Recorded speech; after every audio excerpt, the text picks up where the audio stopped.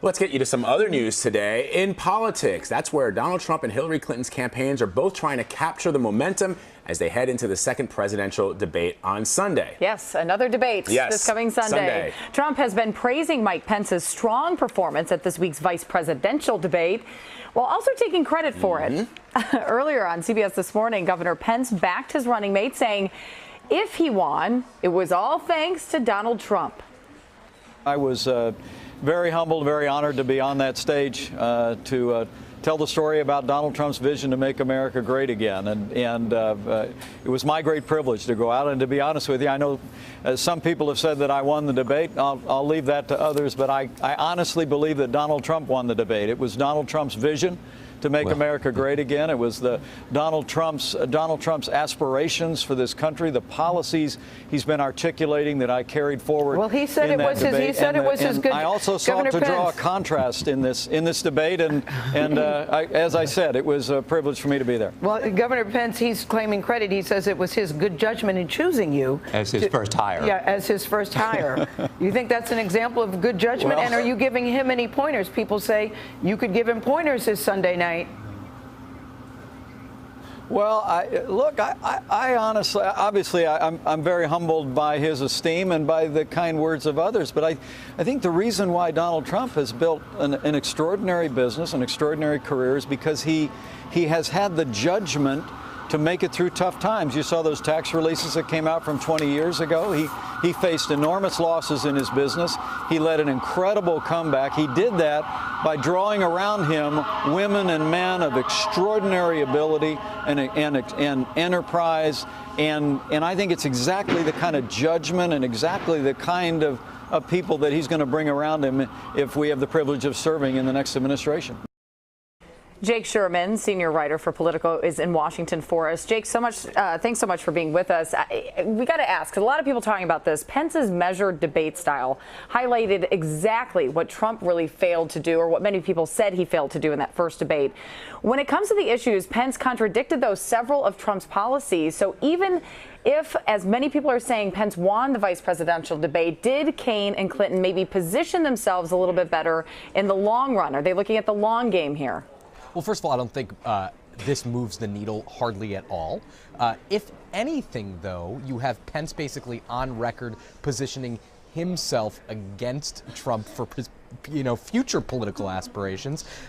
These kinds of debates, presidential debates, mean very little in the grand scheme of things. What we need to be watching out for is Sunday night. Is Donald Trump doing anything to prepare himself at all and turn around what's becoming a huge polling deficit, 6 points in almost every national survey? Those are only going to get worse for him unless he turns something around on Sunday night.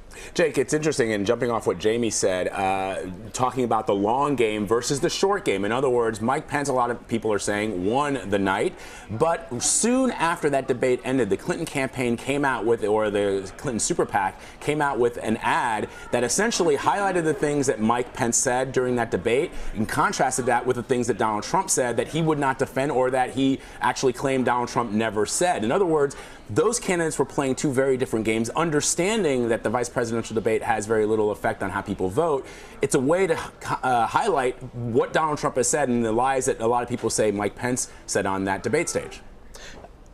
I think that's right. I think that becomes an issue for Donald Trump in the long run. I think people kind of don't really care about Donald Trump's positions, unfortunately, for the electorate. I think Donald Trump is a candidate who's running on personality. His particulars on Syria or trade policy or tax policy or whether he's going to release his tax returns haven't stuck so far, and I can't imagine, just because they're contrasting what Mike Pence and Donald Trump said, I don't think that those kinds of things stick. To the extent that it creates a bad narrative and it's a longer media cycle of criticism, I think those things chip away and kind of keep him at the level that he's already at.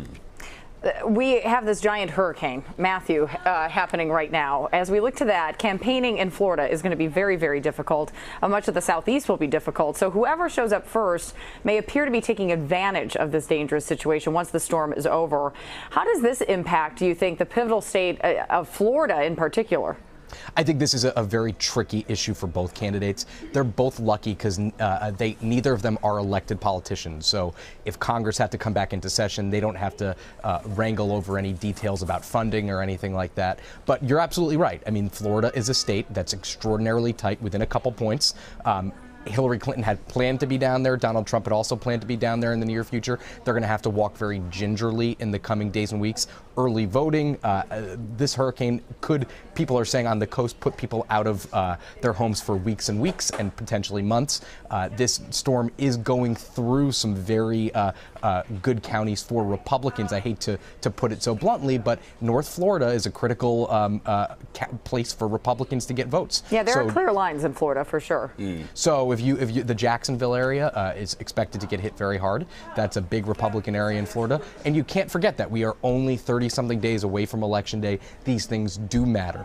Jake, Arden Farhi, who's a political producer with CBS News, who's been traveling with the Trump campaign, has a really fascinating article on CBSNews.com. In the headline of that is Donald Trump really under audit? What kind of reporting has been done with regards to that? Because the clamor has been for him to release those tax returns. He's been saying from the very beginning that he's under audit, but I think some people are starting to question whether he actually is.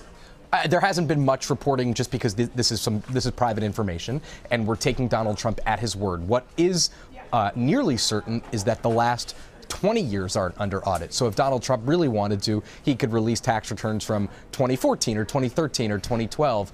Obviously, those wouldn't be as telling as releasing last year's tax returns. But this is not a binary situation. Yes, he might be under audit, but there are other things he could do if he wanted to be transparent and discuss his personal financial situation that he is pointedly not doing. Now, polls show that people do care.